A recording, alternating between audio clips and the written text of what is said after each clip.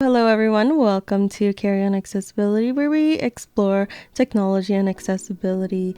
Today I wanted to show you a quick accessibility tip about Discord.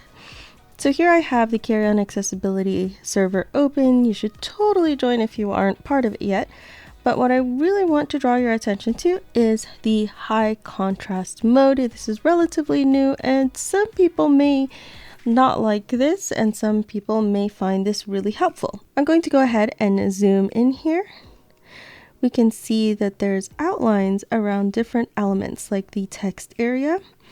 We can see these lines that separate the member list versus the messages list here versus the channel list and also the server list. Pop-ups, they also have borders around them, which is great. Something else that I noticed with the high contrast mode on, there are darker lines to show the different dates. Just everywhere there's lots of little improvements to contrast, which I really appreciate. So let's talk about how to enable this. We can go to settings and then go down to accessibility, and here there's so many different options, but we're going to scroll down and we're looking for contrast. There's an option that says enable high contrast. So right now it's enabled. Let me zoom out, and now this is disabled. All those lines go away. Maybe some people find them distracting. I actually really like them. For those who find the lines distracting, I wish there was a separate option to increase the text contrast while not having the lines, and then have an option to add the lines in. I personally really like the lines, at least for Discord, so I'm going to keep them on. By the way, look at the settings area. I love these lines that go across, and here's an example. These radio buttons, they have lines in between them. It's just really nice. Discord actually has quite a number of accessibility settings and features, some under accessibility, some under appearance, and while we're here, I might as well share some of them. We can start off in the appearance section.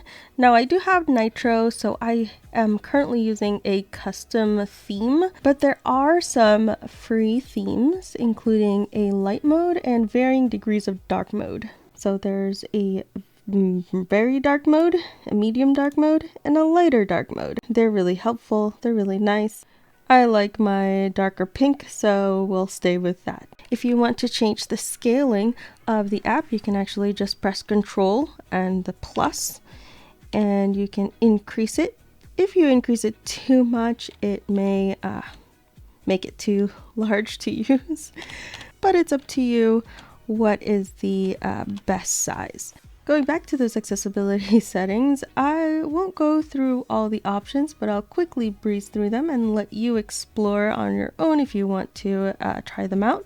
But you can control saturation if the blue is too bright or other colors are too bright. Many different servers have different role colors, and so you can change if you don't want those role colors, maybe it's difficult to see, or if you want a little swatch of color instead of the whole name being a different color. Here's what it looks like. There's a little circle of the color. There are a lot of other settings like turning off animations, increasing spacing between messages and other elements, and there's a way to increase the font, which is different from the scaling. There's a lot of other options here, including the text-to-speech speed. We can do a little test of that. This is what text-to-speech sounds like at the current speed. Let's test out that text-to-speech. We can right-click on a message, and near the bottom of the menu, it says Speak Message, so we'll tap that. Yak.xyz said, why should you never trust a pig with a secret? Because it's bound to squeal. And so then we can hear it. I wish there was a way that we can get the Speak Message, maybe like pressing Control and then clicking on a message. That would be really cool, but you have to right click and select Speak Message each time you want something read. You could also have it automatically read out the channel if you wanted, but that would be a lot of notifications.